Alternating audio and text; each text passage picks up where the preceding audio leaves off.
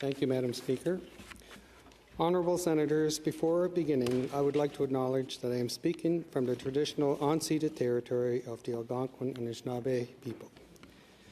Today, in my capacity as Chair of the Committee on Indigenous Peoples, I am humbled to speak about Bill C-29, an act to provide for the establishment of a National Council for Reconciliation. In short, the bill responds to call to action number 53 of the final report of the Truth and Reconciliation Commission of Canada, which calls upon Parliament of Canada to, in consultation and collaboration with Indigenous peoples, enact legislation to establish a National Council for Reconciliation. In specific, the bill proposes a permanent, independent, national oversight body which would be incorporated as a non-for-profit organization and mandated to, among other responsibilities, monitor, evaluate, and report on the progress towards reconciliation.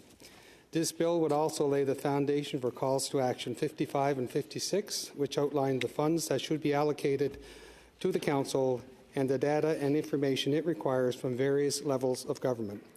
The Prime Minister of Canada is also required to formally respond to the annual report developed by the Council, which would highlight progress being made in all governments and sectors of the country and make recommendations by issuing an annual report on the state of Indigenous peoples that outlines the Government of Canada's plans for advancing reconciliation. I now want to shed light on the examination and consideration of Bill C-29 at the Committee on Indigenous Peoples. In total, we held 12 meetings amounting to over 20 hours. During this time, we heard from over 50 witnesses and received 23 written briefs, including 7 responses from witnesses to outstanding questions. I am grateful to the members of the committee for approaching this work respectfully and productively. For example, to develop and finalize a strong work plan, we asked members and non-members to suggest witnesses and try to allocate spots fairly and equitably.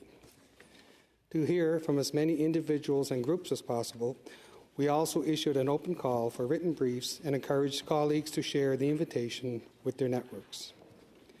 While far from comprehensive, I do believe that the evidence heard by the committee is representative of the diverse perspectives that Indigenous peoples and others hold about the National Council for Reconciliation.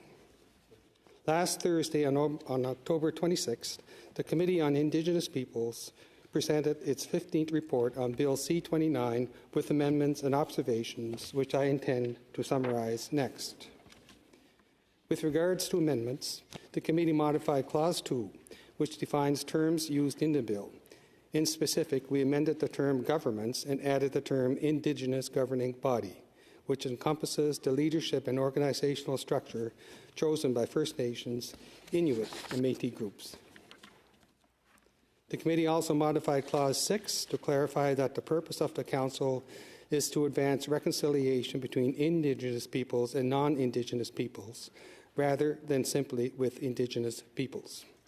This amendment emphasizes that reconciliation extends to all levels of government and society. It is furthermore the shared responsibility of the diverse Indigenous and non-Indigenous populations that make up Canada.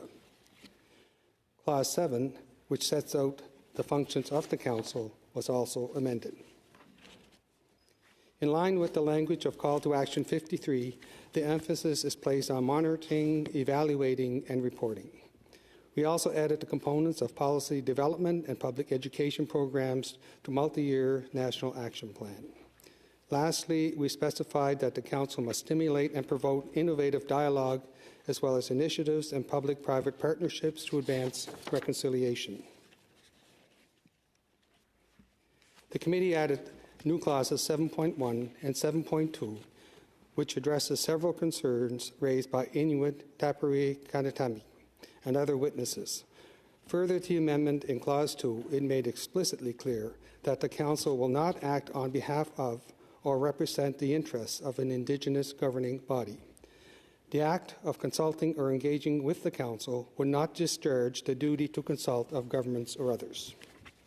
In addition, it is noted that the Council will not interfere with the work happening through current or future bilateral mechanisms established between Canada and First Nations, Inuit and Métis peoples, such as the Inuit Crown Partnership Committee. There is also an amendment to Clause 16 dealing with the disclosure of information. In the bill, Clause 16, 1 and 2 require the Minister to develop in collaboration with the Council an information sharing protocol to ensure that the Council can carry out its functions. If relevant information is not released, 16.3 adds that the Council may apply to the Federal Court for remedies. I highlight here the word used is may, not shall. In other words, it is only one of the range of options that the Council may pursue. Clause 16.1, which deals with the annual report from the Prime Minister, is amended to specify that the end of the financial year is March 31st. Lastly, a new clause, 17.1, is added. This is a consequential amendment that creates alignment with the new reporting requirements set out in Clause 7. The committee also made 6 observations regarding Bill C-29. First, we observed that the context behind the establishment of the Council is the devastating intergenerational effects of assimilationist policies promoted by the federal government, including Indian residential schools, which have had significant negative impacts on Indigenous peoples' well-being and highlight the need for an independent, Indigenous-operated body that can measure progress on eliminating disparities between Indigenous and non-Indigenous peoples. Elders, survivors, and their descendants must inform and guide this work. Second, to fulfill its broad mandate, we further noted that the Council must have timely and unencumbered access to information from all levels of government. Third, given the ongoing difficulties faced by other bodies, such as the National Centre for Truth and Reconciliation, the committee further observed that a complaint resolution mechanism should be established at the same time as the information sharing and disclosure protocol described in Section 16.1 of Bill C-29. Fourth, the committee also recommended that the Board of Directors should strive to include a broader representation of Indigenous peoples than those currently identified in the Act. In specific, it must reflect the diversity, backgrounds, and experiences of Indigenous peoples regardless of where they live. While avoiding being too prescriptive, this observation highlights the need for inclusive representation and engagement. Fifth, to reflect the paramount importance of bilateral mechanisms established between the Government of Canada and First Nations, Inuit, and Métis peoples, the committee amended the bill and made explicitly clear that the Council should not interfere with these mechanisms.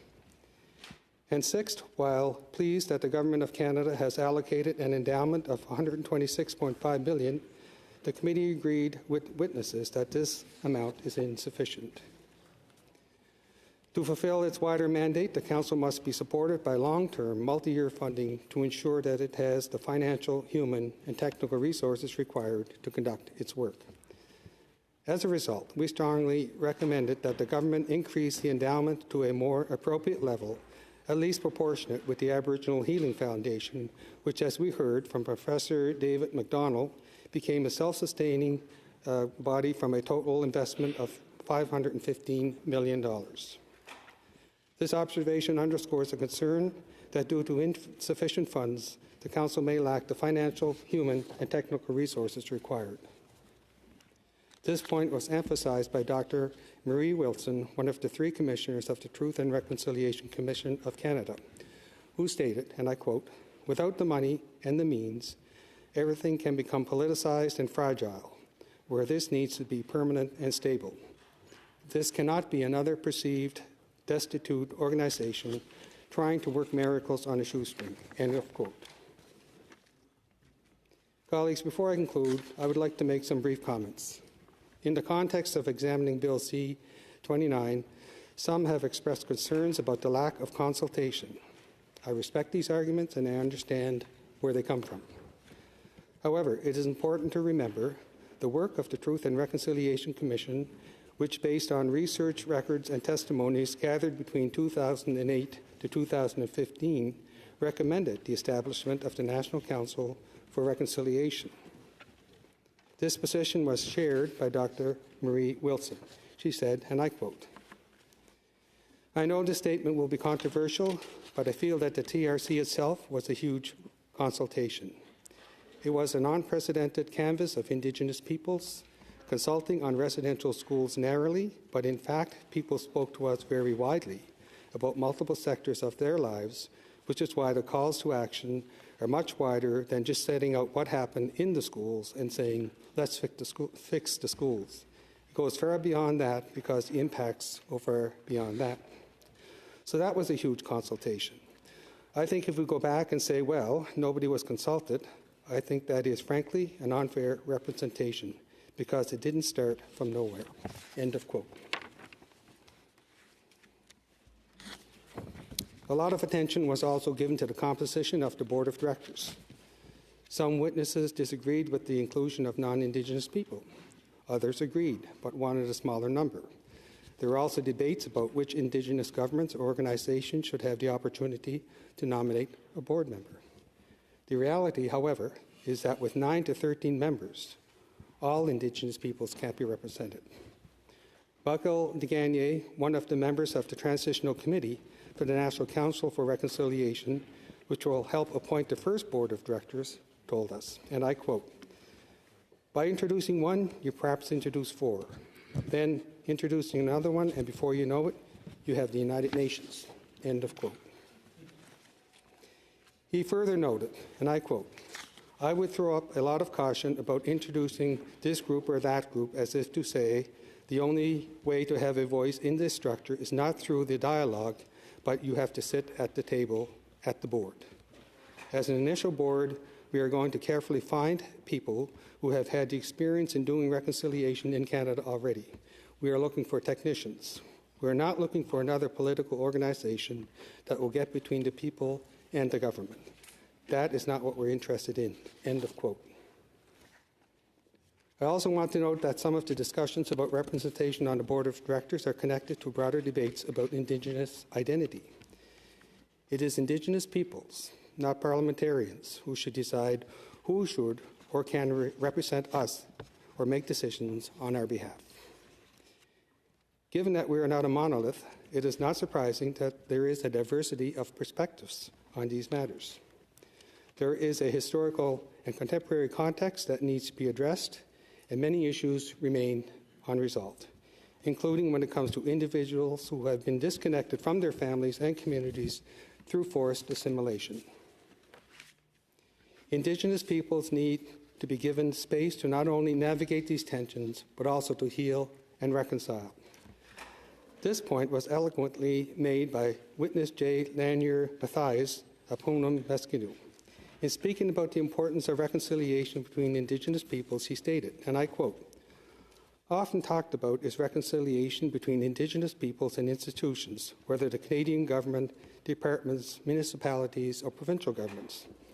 That is a necessary part of reconciliation, and we are on that journey now. Also necessary in reconciliation between Indigenous people and Canadians. That too is ongoing. However, reconciliation between Indigenous people is less visible in the bill. Reconciliation on that level is paramount in my view, and as a young Indigenous person, I must come to terms with my history, the wounds of the past and intergenerational trauma that continues to be passed on, and we must also reconcile amongst ourselves." End of quote. When asked to elaborate, Lanier Mathias added, and I quote again, "At the community level, and we see it, there is a lot of racism between Indigenous peoples themselves, between different nations, between members of the same community, between those who live on reserve and those who live in urban areas. That too is a part of reconciliation we have to engage in. We can't change the past, and neither can the creation of a national council. What we can do, however, is to see it that certain things don't happen again and understand how we can work together to bring about that reconciliation." End of quote. The us versus them dynamic, which did not exist before colonization, is deeply hurtful and damaging to Indigenous peoples. As we debate this bill further, we have to be cautious about not fueling division as well as lateral violence amongst Indigenous peoples. Well, Alan, merci. Thank you.